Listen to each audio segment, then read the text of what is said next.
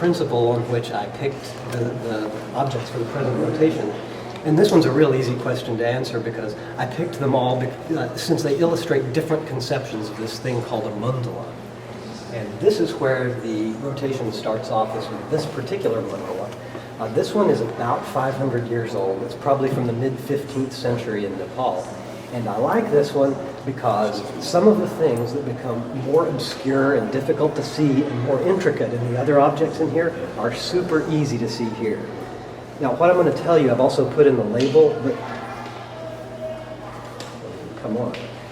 Not everybody reads the labels all the time, so let me show you what's going on here. Let's start at the center. At the center here, you see, does anybody recognize her? Durga, yeah, she's the, I'll get out of the way so everybody can see. She's the Hindu goddess who personifies power, force. Are you familiar with the term Shakti?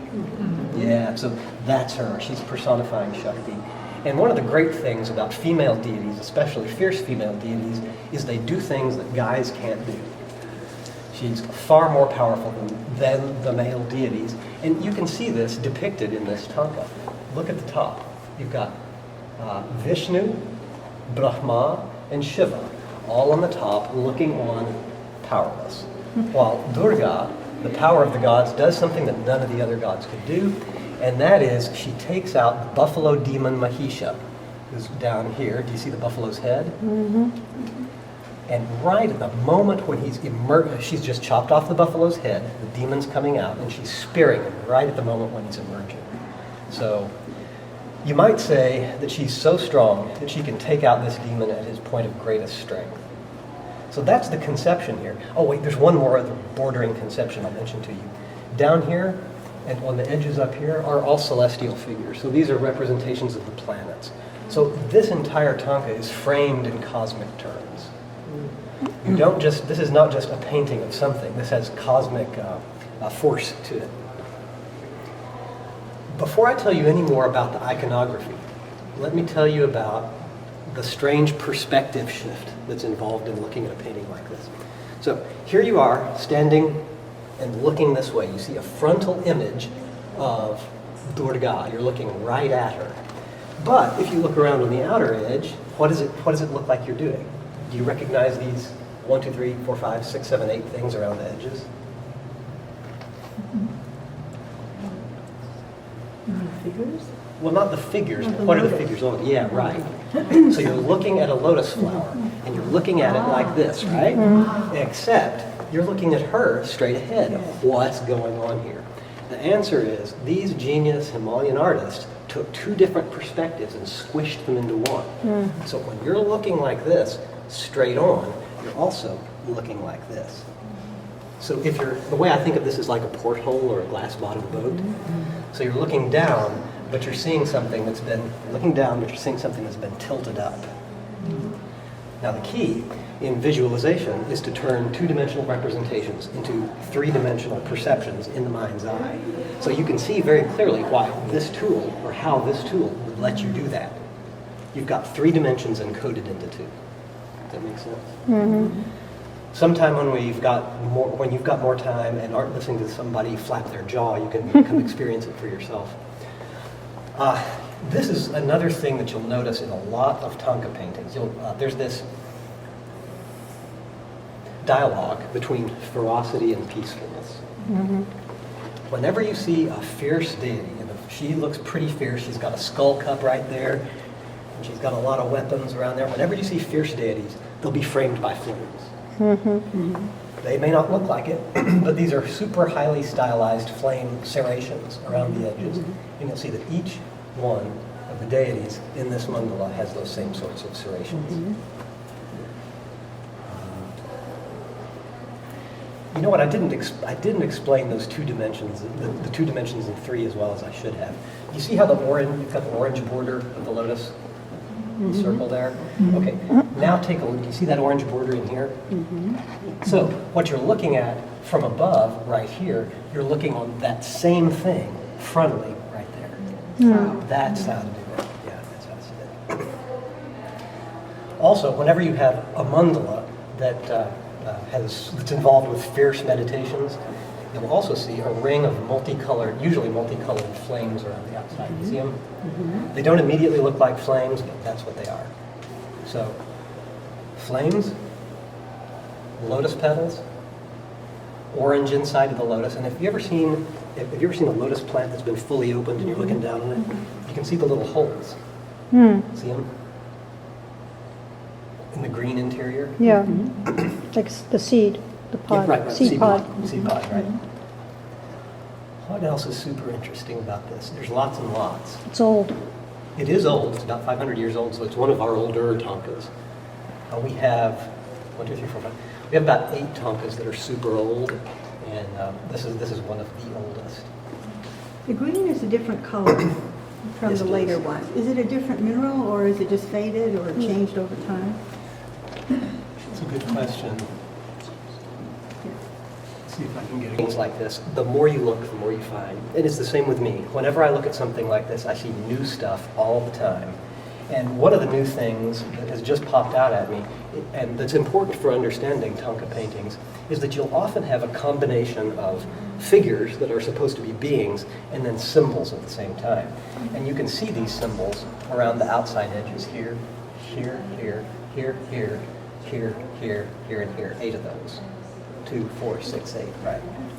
Also, the closer you look, you may see figures that you're familiar with from other parts of the museum. And I think this is really cool because when you start to see these things, you can build connections to other parts of the gallery, and then everybody says, oh, the rhyme is planned. And you get that sense of integration that's so powerful. Like over here is Mr. Ganesha. And this isn't just any Ganesha, this is a Ganesha with a whole bunch of arms. It's a Vajra Ganesha, Ganesha associated with the Vajrayana. And some of you, I noticed, were looking over here already at the sculpture of Vajra Ganesha. So one cool thing you can do with the Thangkas that I select is I'll almost always be thinking about those intertextual, inter-gallery connections. And then you can think about it too and then build out your own connections. And that's where the creativity really comes in. What else? What particular object is one of the most important in the Asian Art Museum's Thangka collection? And that's because we know exactly where it came from. It comes from a monastery called Ngor, Ngor, in Tibet. And Ngor Monastery is famous for its superb artwork. And once you get up close to it and start checking out the deep detail, you'll see why. It's not very big, but the detail is infinite. It goes on forever. One way that we can trace specific Thangkas back to specific monasteries is by identifying the figures around the Thangka who are involved with the transmission and teaching of the visualization that it depicts. So up here you have 2 Indian teachers. You can see the text in his left hand right there. You can recognize them by their pointed pundit caps. Pundit, one of the most important Sanskrit words to enter the American vocabulary. Down here you have a couple of Tibetan teachers who are also involved with the teaching of the meditation that's depicted in the mandala. A lot of people, when they first start looking at these things, see a sea of indecipherable detail. But really these things are incredibly simple. It's squares in circles in squares. That's the geometry of the mandala. At least when you're looking at it head on. When you start to peel back and ask questions about what's going on here and peel back the symbolism, things get a little more complicated. Take a look at the tips. Right here, here, here, and here. The cross in the middle. Can you tell what those things are? And you may know already. It does look sort of like a stupa, and as it turns out, that symbolic resonance is there. Do you see the wheel of the law? Look at this very top one. You see the wheel of the law with 2 deer on either side? Yeah, so this is the kind of thing that appears above all Himalayan temples. It's the wheel of the law, the 2 deer. If you remember from the talk that I gave, that's also the same emblem that stands for the great monastery of Nalanda that was burned in 1203. So the symbolism of the stupa is there, but there's something else going on. Can anyone identify what's these arches? Because that's the key. I'll also give you another hint. Are they gateways? They are gateways. And I'm going to be more explicit about I want to get more explicit about the form that these gateways take. There. Well, actually, I'd like you to tell me what they are. And let me give you a hint. You're missing the middle section of what they are. What you're missing is right there in the center. That's what will give you the key as to what you're looking at here. Any ideas? Are you talking about that's Manuscript, the sword? No, the four, see, 1, 2, 3, 4. 4 curved arches. You're not seeing the whole pattern. There's something underneath. It's a Vajra, That's it. double Vajra. Double Vajra. Double That's Vajra. exactly it. And see, once you see that, then you can turn this into 3 dimensions in your mind, right? The whole thing is a square palace set on top of a double Vajra. Now, if it's a palace, it's got to have gates, like we just mentioned a second ago, right? And this particular mandala, like almost all mandalas in the Himalayan tradition, is going to have 4 gates, 1 in each direction. You can recognize them by that T shape. There, there, there, and there. Now, each one of these gates corresponds to a specific direction, and each one of these directions has a specific color too. This one is messed up. Well, not in a bad way, but it's shifted from the scheme that we talked about in the lectures, where you have white in the center, and then red in the west, green in the north, yellow in the south. And, well, see, this should be blue with white in the center, but whenever you have, it's switched. Whenever you have fierce deities, the white moves to the east, and the fierce deity, who is blue, moves to the center. And that's who you see right there.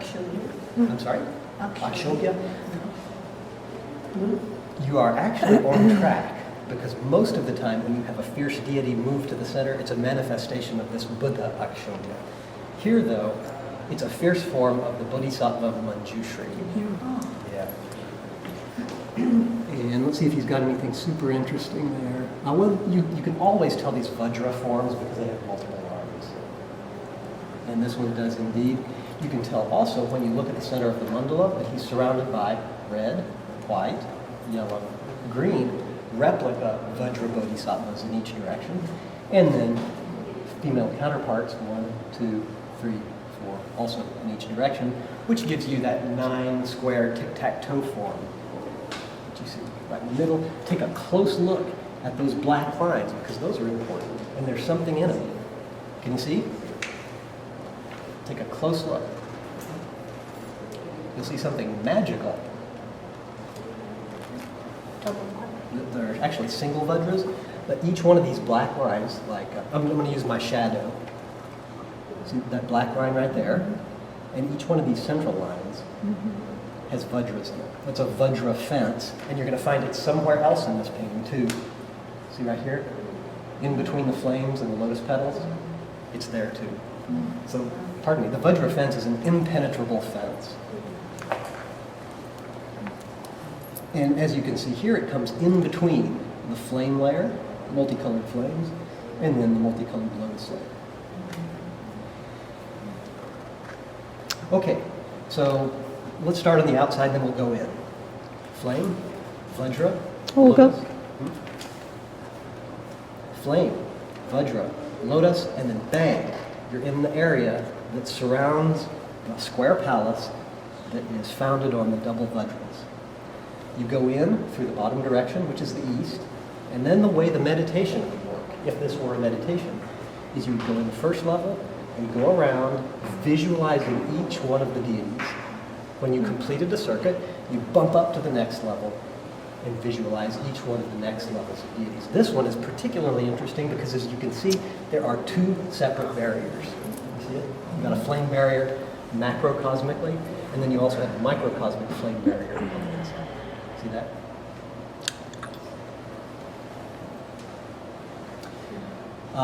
This particular Thangka is really cool to pair up with our images of Manjushri. There's a neat little sculpture over here, a small one. And then, in this case, right back here, you have a really big sculptural mandala of a figure named Vajrabhairava, the terrifier of death, the one who shows a mirror to death, and death is so scared, death says, I'm going to become a Buddhist to help you all out. That's a form of Manjushri too, and he's on that really cool sculptural mandala back there. So here's another way that you can build these connections in the gallery and in the other galleries too. What else is interesting? Okay. Detail on detail on detail. The tips of the Vajra don't look like just some sort of abstract Vajra tips. It's not a piece of metal. What do those pink animals look like? Those are pink animals that have something coming out of their mouths. The pink animals, they look like elephants with short tusks, or short trunks going up like this, and they flank each one of the doors. 1, 2, 3, 4, 1, 2, 3, 4. And they have flames coming out of their mouths. So whenever you'll see mukaras all over the place in the Buddha star, all over the place, and they're here too.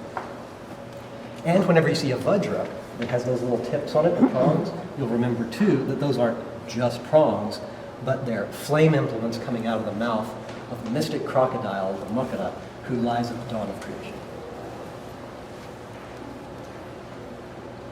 Okay, when you start looking closer and closer, you'll see the outside edge of the palace is made up of 5 different colors. I bet you can guess the 5. Mm-hmm. So the outside wall is made out of that, and you can get up close and see the cool detail here. You go inside that wall and you see a bunch of hangings in a black space. See them? Mm-hmm. And then right after that is the golden wall of the palace itself. And going into that is in, 1, 2, 3 times. When you finally make it to the center, that's who you visualize. That's the visualization deity. And with a lot of Thangkas that you'll see in the collection, this central visualization deity is the only figure, or is the great big central figure in the painting. Here, it's small because you're seeing the whole context of the meditation, as opposed to just the meditation object. Okay, I think that's good for this one, Thangka, than the one that we just looked at. And if a person is smart and sharp and actually looks very closely at the works that they're putting on rotation, they may look at the inscription here and realize that this is not, in fact, an 18th century Thangka, like the label says, but it's a 19th century Thangka, the inscription tells us. So I was sitting here one afternoon and said, oh, okay, I'm off by 100 years. This happens all the time. Not everybody knows everything, and we proceed by recognizing and making mistakes and recognizing them. However, one of the neat things about this being a newer Thangka is that we can see some details that might not be as clear in the masterful older one on the left. Here, you see something we haven't seen yet, but it is absolutely essential in most of the meditations that involve sexuality, yab-yum, male-female together, or ferocity. Take a look at the very outside edge of this Thangka because it's really well done. These features are really well done in this one. Yeah, right underneath the Buddha, who's there at the center. Actually, this is Vaishajya Guru. That's pretty interesting. But in any case, you've got the Buddha at the center. Do you see what's going on right underneath him, underneath his hand that's going like that? Take a close look and see if you can, or actually any of the scenes will give you the same insight, because they're all effectively the same thing. The same thing is going on in each one. It's the same kind of place. And remember that it's at the periphery of the mandala.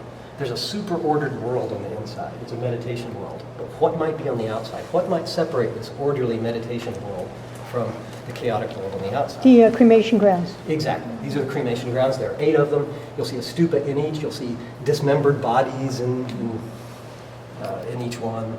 So, and then sometimes you'll also see fierce meditation figures, like right over here. Oh, that's actually way cool. Yeah, check this out. You'll even see his orange halo. So you've got the cemetery grounds just inside of that, and they did a really good job of this on this Thangka. You'll see the flame circle. This one is not multicolored. It doesn't have to be. And if you take a look at those 2 bands together, to my eye at least, that inner orange flame band really pops into 3 dimensions. So that they did a cool job with it. Just on the inside of that, you'll see that impenetrable Vajra fence that's black for emptiness, or dark, real dark blue to be accurate. And on the inside of that are Vajras. And these are super stylized too. Yeah, that's a Vajra right here on the left, underneath this golden petal. Do you see that gold petal there? There's only 2 of them in this Thangka, right here. and directly opposite, right here. And I've asked the top experts in the field what these yellow petals are for, and they say, what yellow petals? Mm-hmm. So there's something important going on here that has yet to be fully decoded. That means only certain people are able to see them. Maybe that's it. That's exactly the reason. We call it perceptual preconditions in Indian philosophy. You have to have satisfied the perceptual preconditions to see things. Now, interestingly enough, going through this material satisfies a lot of our perceptual preconditions for seeing this stuff because it has to be talked about before you can spot it. Okay, so cemeteries, flames, vajras, lotus petals with two mysterious direction-pointing yellow ones that nobody knows what they're about yet. You go inside that, and then you can see 1, 2, 3, 4. You've got that vajra foundation, but there's something different here. Do you see any makaras, any mystic crocodiles? I don't either. So does that make this wrong? Iconographically incorrect? No. What can you say? Rules are made to be broken? Something like this? So there's always this dynamic between inherited forms needing to be just right and then creativity as well. A lot of people say, oh, this is just slavish copying of tradition. It's not true. It is not true. So this is one of the myths that you can explode when you talk about this in your talks.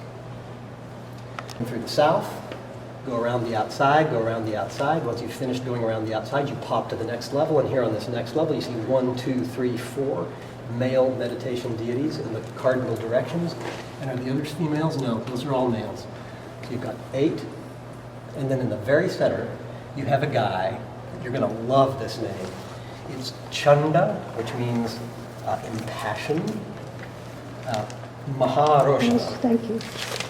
which is greatly red.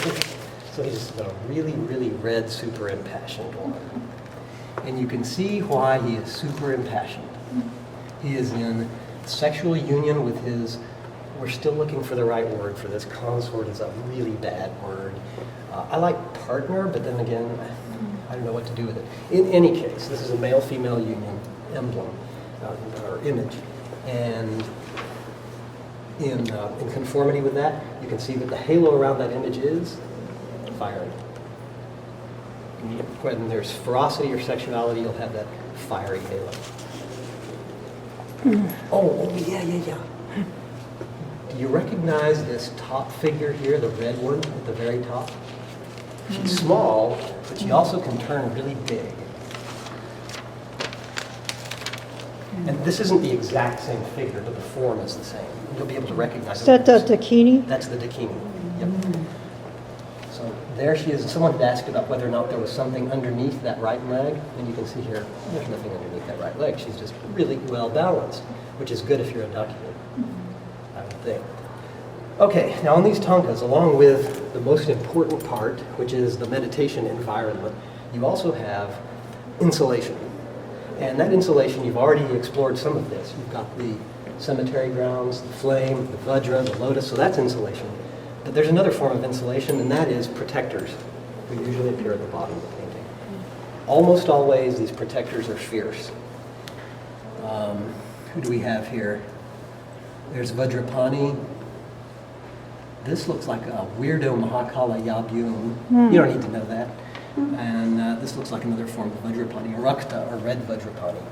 Here is another fierce figure you're probably familiar with, Palden Lamo. Plamo. Yeah, I know, she's one of my favorites too. We have, I won't go off on that, but you can see her wading through the sea of blood with her mule's face turned backwards, and then right under her left foot, you'll see her son's flayed skin. So, is everybody familiar with that story? Okay. Yeah, I thought they probably talked about that. So that's the outside, that's the insulation. That's what keeps the power that's contained in this meditation from going out all over the place. But the power has to get there some way too. And if you look at the top of the image, you'll see how the power got into the painting. It's the lineage that transmits the meditation. And there are a couple of components to the lineage.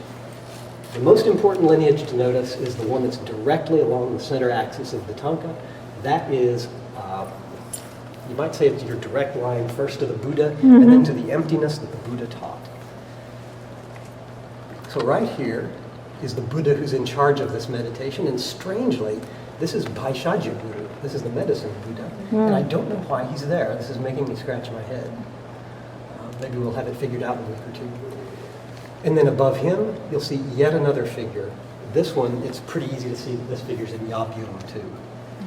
So, are we saying that a Buddha form in Yabyum is higher than Bhaishajya Guru? Yes. Yes. Yes, yes, yes.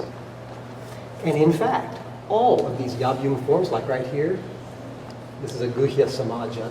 See that blue one? That's the same figure as our magnificent Guhya Samaja over here.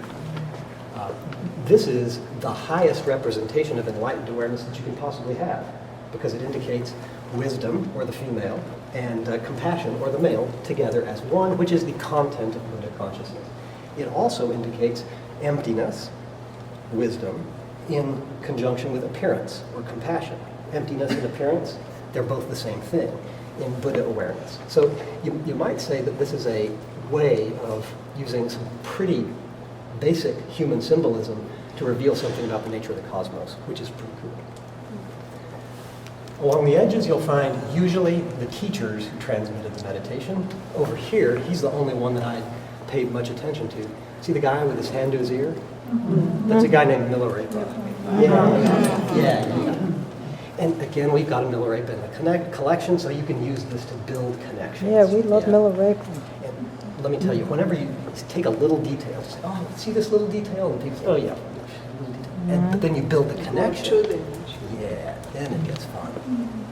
Let's see if there's anything else interesting here. Oh yeah, here's a Vajra Manjushri. I haven't noticed this before until right now. A Vajra Manjushri. No way. With multiple arms.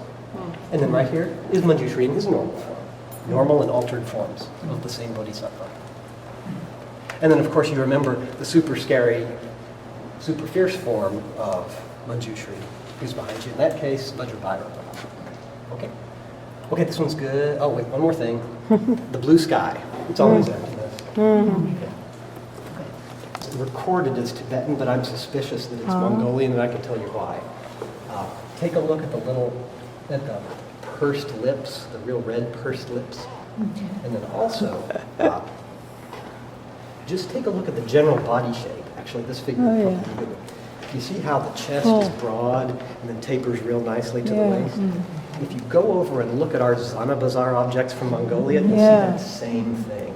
So I think that this was analyzed in error initially. So we'll have to correct it. No, that's okay. I mean, errors are how you learn. You know Ross Perot, the great Texas billionaire? Well, he used to say that if I don't make 10 mistakes a day, I'm not learning anything. And I think that's a good thing to keep in mind. Nobody knows everything. Okay, so let's go through the whole thing again so that you start to get a feel for the vocabulary of the mandala.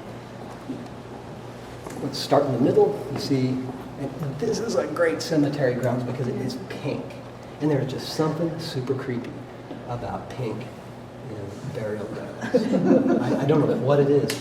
We've seen some marvelous Shaivite pictures when we were in Asia Week a couple of weeks back. Some marvelous Shaivite images that use the same emphasis on pink in the graveyard to really bat you around.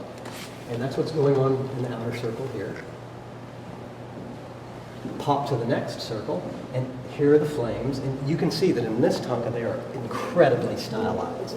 You wouldn't even know they were flames unless you already knew iconographically what they were. They too are multicolored. And then you've got the familiar Vajra fence. And then you've got the lotuses, and bang, bang, the yellow ones again, the gold ones again. Still nobody knows what I'm talking about when I say, what about those yellow ones? And then on the inside of that, once you've popped through, then you've got the Vajras, tip, tip, tip, tip, the double Vajra, and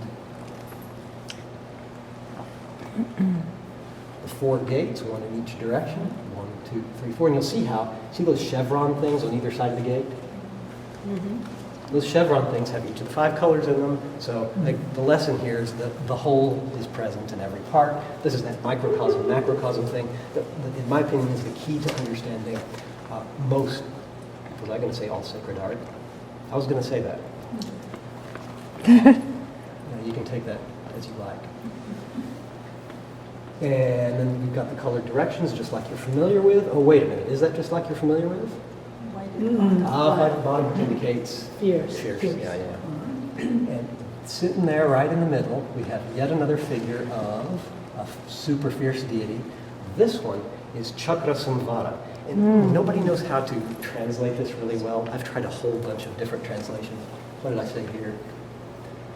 Wheel controller, controller of the bliss wheels. That sounds terrible, but a chakra is a these are the chakras. And samvara means control or vow or this kind of thing. So chakra samvara is the guy who controls the chakras. I think is the best way to think about this. And what's going on with him? You can see how he's surrounded by a fierce flame. He's got a tiger skin skirt, which is also another sure sign of ferocity. If you look real close, you can also see that he's got 2 figures under his feet. And if you want to get a better view of them, you just say, aha, we have got a magnificent, absolutely first-rate, one of the best in the world, Chakra Samvara just across the room. And you can elucidate what's going on with that object. So there he is. He's sitting on, you see the lines just underneath the figures that he's standing on? Those straight up and down lines with the pink just underneath it. That's the exact same thing that you can see super clearly in this Thangka over here. You see the lines? Yeah. So you can go back on your own and compare those and see. Sorry, what did you say with the lines? If you look right at the center of this Thangka, you'll see a gray stripe with lines. You see the gray stripe with lines? That gray stripe with lines is analogous to, it's the same form as over here, that orange stripe with lines. Yep. So again, you're looking down, but you're looking at something that's pointing straight at you, so that you've got these 2 points of view in one spot. And esotericism is all about lineage. It's all about lineage because esoteric doctrines are secret. You screw up, you mess up your power by communicating sacred doctrines. So where are you going to get any information about what it is? You got to get it from the masters, and you have to get it from a lineage of masters. You know, that's how you have to get it, and that's what you see up here. Where did this information come from? How did it get transmitted? And of course, if you know where it came from and how it got transmitted, you can also sort of trust it, right? So where did this come from? I don't know. It just fell from the sky. No, it didn't just fall from the sky. This has been transmitted through a lineage of great humans and transmitted. So here you see them. See right there? Here's one Buddha image that this meditation came from. And this one's making a very interesting theological statement too that I hadn't noticed until right now when we're talking. This is not Chakra Samvara. Do you recognize him? He's sitting in cross-legged lotus position. His consort is facing him, and that is her loincloth, right like that.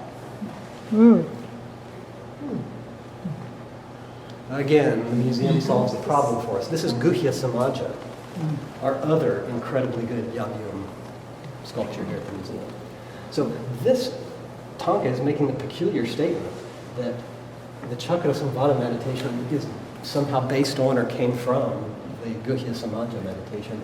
And then on top of that, we have the Buddha figure who I can't recognize. Oh yeah, I can. It's Vajradhara.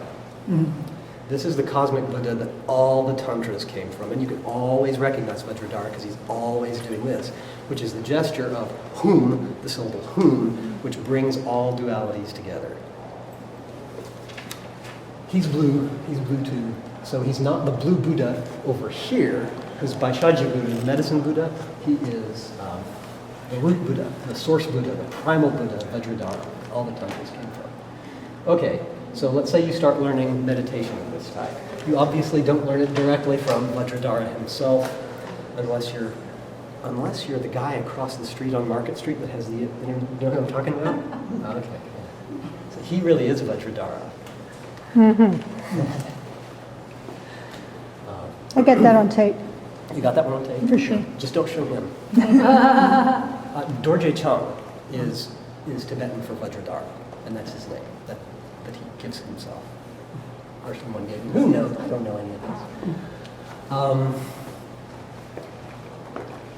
Tibetan teacher. You can recognize them by their pointed yellow pundit hats. Whenever you see a yellow pointed pundit hat, you know that this is the Gelugpa sect, or the sect. Sect is a bad word. The order that the Dalai Lama belongs to, and that's really important in Mongolia too. So yellow hats. Do you see the guys who aren't wearing any clothes, or many clothes? They are Mahasiddhas, exactly. And this is an easy point, because who doesn't wear clothes in Tibet? You'd be really foolish to do this, but in India, you'll be a lot more comfortable the less clothes you have. And most of these Mahasiddhas, as far as we can tell from history, were, how am I going to say this? Well, they're Indian, from North India. And again, if you want to talk more about these Mahasiddhas, we've got a world-class example right here. That's Virupa, who's holding his two fingers up to stop the sun. So Mahasiddhas, let's see if we can see some more different types of figures. Oh, this guy right here, that's either Naropa or Tilopa, but you can tell that he's a yogi. He's doing a type of breath control. I don't know which one, but he's doing a type of breath control that requires standing up straight, expanding chest, and putting your hands on either across knee. Oh, I see. Pardon? Okay. Anything else? Well, you've got the whole company. It's the whole family. And then you've got the protector, and I don't know who he is. I can't see. Oh, this one on the left, I don't know who that is. And the one on the right looks like a version of Manjushri because he has a text, but he doesn't have a sword, so again, I don't know who this is. And it's not necessarily all that important. What type of a mandala? Special type of mandala that doesn't immediately look like one. Yeah, this is magnificent. We've got another object that was up on the previous rotation that's a little bit clearer than this one, but this one's cool too. It's called a lineage tree. And the name lineage tree is cool because if you say it when you translate it into Tibetan, it can either be lineage tree or it can be refuge field. So it's a field you go to for refuge. It's also a lineage tree. And you say, which one does it mean? Yes, it means both at the same time. These sorts of multiple meanings are part and parcel of really good sacred art. But you can see why it's a tree if you start at the bottom. You see the foliage-like aspect down here. And this is the cosmic axis. In going through the phantom stuff, you're going to have cosmic axis coming out your head, which is good because we all have the cosmic axis coming out our head. And here, you can see it coming out of the head of this particular lama who happens to be Tsongkhapa, who's the most famous lama, arguably, in Tibetan history. He's the guy who founded the Gelugpa order, the order that the Dalai Lama is a part of. And he wrote a truly tremendous amount. He lived in the early 15th century. But he didn't invent the Gelug order. As you can see, he's received whatever teachings he's transmitting from 1, 2, 3, 4, 5, 6, 7, 8, 9, 10, 12, 13, 14, 15, 16 different teachers behind him. Do you see each one of these little beads? Each one of those is a teacher receding. It looks like it's going up in picture space, but it's going back in time. So up in picture space is back in time. Time and space, the same place. This is a self-contained universe. That's where Tsongkhapa got his teachings, but he didn't come up with them by himself, nor are they for him alone. This isn't just a tree, but you can see that the tree itself is in the form of you can only see part of it here. Mandala, yeah, it's a circle. So you're seeing the curved part of a circle. And if you take a look at the very edge, you'll see white lotus petals. Like that. So you know it's a mandala. And what would you expect to find at the outside of a mandala? Protectors of various sorts, and here they are. These are the four guardian kings of the north, south, east, and west, and you'll also see them right there on the base of the stupa. Whenever you see those four guardian kings of the four directions, you know you're dealing with a complete cosmos. Go in, see the lotus petals, the white lotus petals. On the inside of that, you're going to see a bunch of lines going up and down that mark the pericarp of the lotus. These, in fact, are done in gold, and the closer you get to it, the more impressive it is. On the inside of that, you have a bunch of fierce figures who are guarding. And then you have Dakinis. See, do you see that one? I'm using my shadow. Got her leg raised, just like Simhavakra across the gallery. And then next in from there, you have a bunch of teachers. And then you have a different kind of teacher. And then here's Buddhas and disciples. Well, there's the Buddha and his disciples. And then, oh, now wait a minute, now we're getting the fierce stuff. And that looks like white Mahakala behind me. Right there. Or am I right?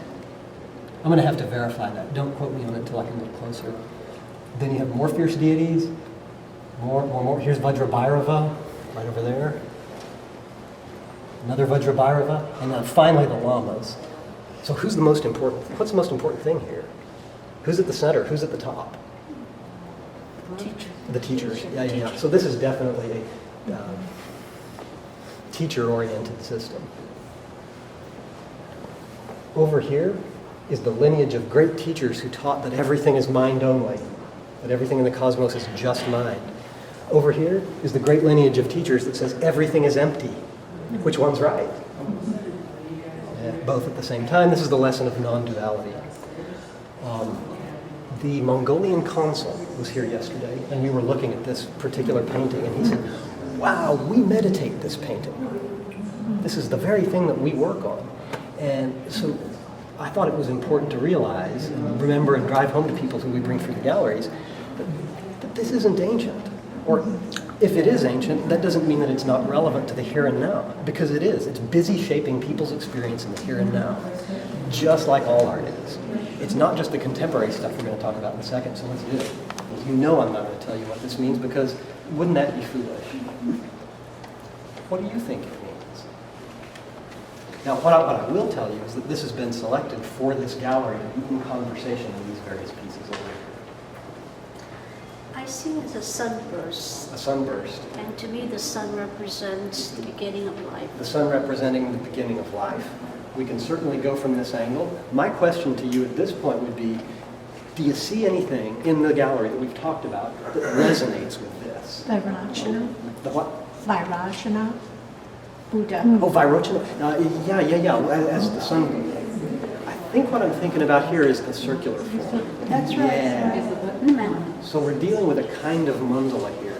And actually the artist, Paulden Weinreb, would probably want us to think, at least generally, I can hear him talking behind me now, would want us at least generally to think in mandala terms. But he also wants us to think in terms of philosophy. Do you see anything here in this work of his that might resonate with some of the concepts we've been talking about, in the strictly philosophical sense? I think we've only talked about a couple of them. So. There's a center. The darkness, the emptiness, Emptiness at the center, and what's around it? light. Light or appearance. So one of the lessons here is that the entire, what can you call it, matrix of presentation here condenses appearance and emptiness into one spot.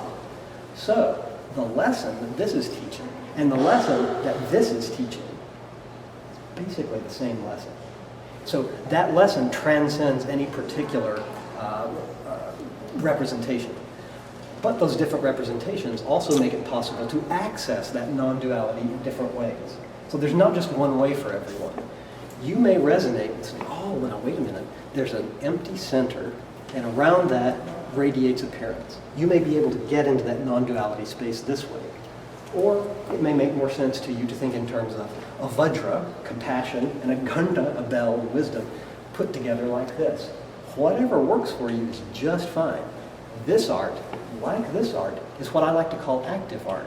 It's not intended to be a picture of anything. It's intended to work on you, or to let you work on yourself, which is, to my mind, is a much more powerful conception than just making something pretty. And usually, this is just an aside, whenever I hear people talk about just making something pretty, usually the point's been missed, usually. Tibetan texts come in, when you take a look at them, they'll come in a couple of different forms. One form is their block prints, about yay long, about yay wide, and they're printed in 3 or 4 different monasteries in Tibet, or were before the 21st century. The other form is for super high-powered, powerful patrons and texts, and they are printed on dyed blue paper with black in the center. It's indigo with black in the center, and then calligraphed. Is that a verb? It is now. Calligraph, yeah. Calligraphed in gold paint. This is to make them more powerful, more valuable, and of course, if you have more money, you can endow a better manuscript, and this gets you merit. And of course, this figures into that whole merit economy that we've talked ad nauseum about. This one is a Mongolian. Oh, there's one more interesting thing about this. We have just a few leaves of it, and so we've got a small sample of what was in this text. So I'm going through each one of the leaves, trying to translate each one and figure out which text it came from, which isn't real easy. But hopefully within the next year I'll have it done. This is a well-known text. It's a text called the Diamond Sutra, or Vajra Chedika. I picked that one because it's got Vajra in it too. And in fact, it's the first textual appearance of the word Vajra. So the Vajra Chedika is Vajra is diamond, Chedika is cutter. And so it's the text that cuts through absolutely everything like a diamond. So whatever false views you have, if you put this in your head, it'll cut right through them. And effectively what it does is it says that everything that you think is real is in fact empty. And it takes you on a journey to the emptiness of all this stuff that you think is real. And it is quite an adventure. It can be a confusing one. This one's Mongolian, and we talked about that particular Mongolian body shape and also that particular pursed lip thing that you find in Mongolian images.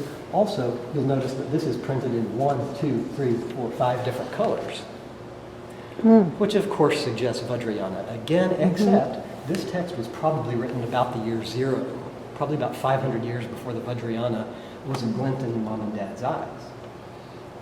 So what's going on here? Lots of mysteries. Now, this is important. This is about 1,000 years old, and it's how to put this? It's only part of a much bigger text, and when these texts were initially encountered about 100 years ago in Nepal, where most of them are from, whether or not they were made in India, most of them were found in Nepal. When they were first encountered, the people who encountered them realized that each one of these illuminations in the center made this a work of art, and thus saleable independently. So texts like this have been scattered to the four winds. Happily, there is a researcher whose name still eludes me, but I may think of it in the next 5 minutes, who has had the foresight and wherewithal to go through all these museums in Europe and America that have leaves from this manuscript, and she's just now finished putting them all together with our two. We have another one. With our two, she's completed the thing. And what she has discovered is groundbreaking. For a long time, people thought that the images in the center of these texts were randomly placed, because this text is, I think it's a perfection of wisdom text. I'll have to translate it to be sure. But it's one of these old texts, like the Diamond Sutra. It's been around for a long time. Yet this is a tantric goddess, a Vajrayana goddess. What's going on here? Well, scholars thought, oh, this is random. I'll paint a Vajrayana goddess here. Why not? As it turns out, when you get the whole manuscript together, each one of those images in the center is part of a mandala. Yeah. Oh, yeah. Which only when you can get them all together can you see that pattern, which is why it's so important for us to recontextualize what we have. So this is a concrete example of that. And how many leaves? How many leaves were there? I think there are 75 that have been traced so far. So there are a lot of yabyums and fierce deities in this mandala. When you get up really close, you can see how incredible this would have been initially. And I'll probably put the second leaf on rotation, maybe not this year, but next year. And maybe we can even put them together and we can sort of see how that works. All these other pieces. They're all over the place. There are a couple of them in the Metropolitan Museum, a couple in the Boston Museum, Virginia Museum of Fine Arts has some. I think the British Library has a couple. So whoever found this text went to a bunch of art dealers and sold each leaf. And now it's up to Is us. there a possibility that you could get all these pieces together from these different sources? Only if Ross Perot came to town and said, I'm going to give you $10 billion. Well, it wouldn't be $10 billion. It would be a major undertaking. The beautiful part is that with all of this wonderful digital technology that we have, we can do it virtually. And that's almost as good. And in fact, a lot of the recontextualization work we want to do here will also take place virtually, which is great because in Buddhist thought this world is a virtual thing. Anyway, so, a couple more quick things. This sutra box right here, see this right here? This one? Used to hold, as far as we can tell from the inscription on it, a copy of the Heart Sutra, which is another one of 3 super basic Mahayana texts that you find all over the place. This is the one that says, form is emptiness, emptiness form. That's the root of the whole thing. And at the center, you'll see a strange symbol. Yeah, it's probably a kala chakra, but there's something weird about it. You see, there's a strange sigil in the middle, a strange emblem, and then around that emblem is something you've already seen. What is it? Just right around that emblem. And it'll suggest to you that that emblem is really a lot more Can't than see an it, Lois. Can't see it. No. I'm thinking here about the artistic form, just a real base artistic form. See anything you've seen before? Look at the bottom. Olga, your book is,